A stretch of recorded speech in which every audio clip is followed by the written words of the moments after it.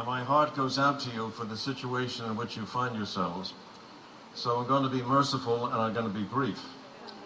2 years ago when we were here, I had to be merciful and brief because it was so hot and everybody was stuck in the middle of the field with the sun beating down. So we're going to adjust again.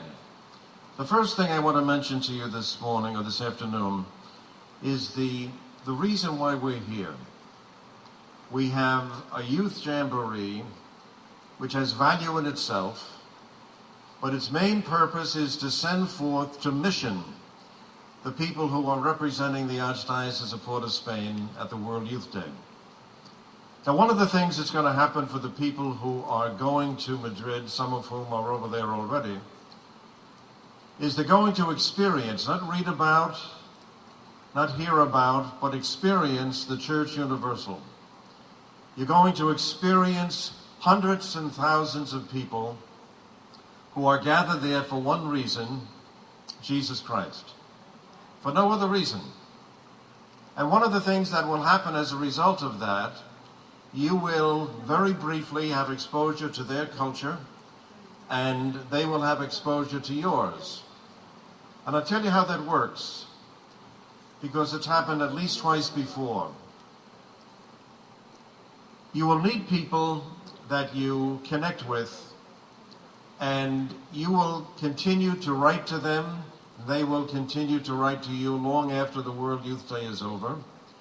In some cases, you will visit their countries. In other cases, they will visit here. And you will build friendships and relationships that are theological en route, that are spiritual en route, and they may last for the rest of your lives. So one of the things I want you to be understanding of as you go is what you represent. You represent Trinidad and Tobago. You represent the Catholic community. You represent the parishes from which you come. You represent this Caribbean culture that these people have no knowledge of whatsoever. So do it well. Do it as well as you can. Enjoy the experience, but understand the dimensions of the experience that are part of the nature of this World Youth Day. You're going to see the Vicar of Christ. Most people in the world will live and die without ever seeing a pope. You are going to see a pope. You are going to celebrate with the pope. I was reading the announcements this morning on the internet.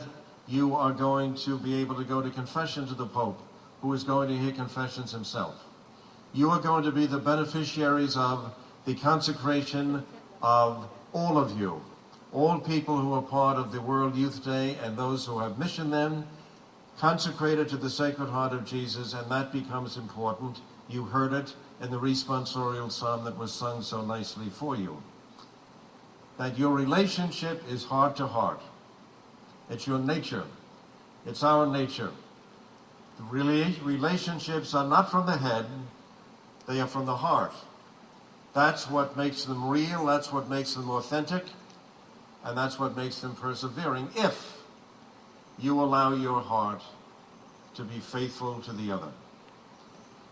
Now, one of the characteristics of the consecration to the Sacred Heart that the Holy Father is going to make of you at the World Youth Day is that God has complained to saints who communicated the message to us that after everything God has done for his people, whom he loves enormously, many of them say thanks but no thanks.